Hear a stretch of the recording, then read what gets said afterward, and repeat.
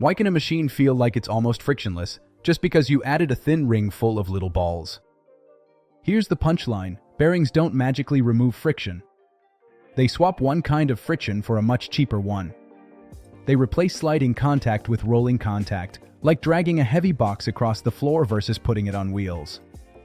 To see why that matters, forget the idea that metal surfaces are truly smooth. Even polished steel is full of microscopic hills and valleys. When two parts slide against each other, those tiny peaks crash, bend, and tear. Some spots momentarily stick like micro-welds, then snap loose. Other spots plow grooves like a tiny bulldozer. That sticking, tearing, and plowing is what turns motion into heat. Rolling changes the whole game. When a wheel rolls, the surface points don't have to scrape past each other over a long distance.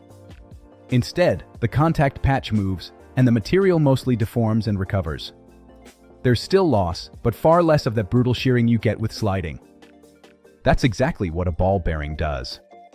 Inside, you have an inner ring attached to the shaft and an outer ring attached to the housing. Between them sit hardened steel balls held evenly apart by a cage. As the shaft turns, the balls roll along grooves called raceways. Each ball makes a tiny contact area with the inner race and another with the outer race. Those contacts roll, so the surfaces don't grind across each other the way a plain bushing would. Now, ball bearings are great for speed and moderate loads, but they concentrate force into small spots.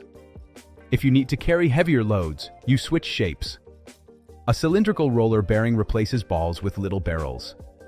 Instead of a point contact, you get more of a line contact, spreading the load. Needle bearings do the same thing in a very compact package, useful when space is tight. And tapered roller bearings are angled so they can handle both radial loads, like weight pushing down, and axial loads, like a force pushing along the shaft. But here's what people miss. Bearings are not supposed to be bare metal rolling on bare metal. The real hero is lubrication. Oil or grease gets pulled into the contact zone and forms a thin film, sometimes incredibly thin, that separates surfaces and prevents welding and wear. That film also carries heat away and protects against corrosion. Seals and shields help keep the lubricant in and dirt out, because a single grit particle is like throwing a rock into a set of precision tracks. So why isn't friction basically zero? Because real bearings still waste energy in a few places. First, the lubricant itself has to shear as parts move, and that shear costs power. Second, the metal deforms slightly where the rolling element presses into the raceway. That elastic squish and release isn't perfectly efficient, especially at higher loads, so you get rolling resistance. Third, seals rub, and rubbing is sliding friction again.